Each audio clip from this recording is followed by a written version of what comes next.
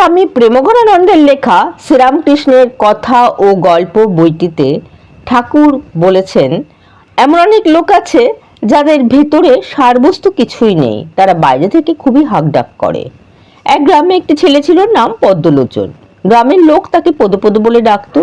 সেই গ্রামে একটি পোড়ো মন্দির ছিল, অনেক দিনের পুরনো। তাতে ঠাকুর বিগ্রহ কিছুই ছিল না, কেউ মেরামতো করতো না। দেওয়ালে গাছ হয়েছিল, জঙ্গলে ভর্তি। একদিন সন্ধ্যাবেলা গ্রামের লোক শুনতে পেল মন্দিরের ভেতর থেকে শাঁখের শব্দ, ভো ভো। সকলে ভাবলো বুঝি কেউ ঠাকুর প্রতিষ্ঠা করেছে। তাই সন্ধ্যের সময় আরতি হচ্ছে। গ্রামের মেয়ে পুরুষ ছেলে বুড়ো সবাই আরতি দেখতে ছুটলো। গিয়ে দেখে যেমন অপরিষ্কার তেমনই সব পড়ে আছে। মন্দিরে মেরামত হয়নি, চারিদিকে আবর্জনা, জঙ্গল, চামচিকের বিষ্ঠা।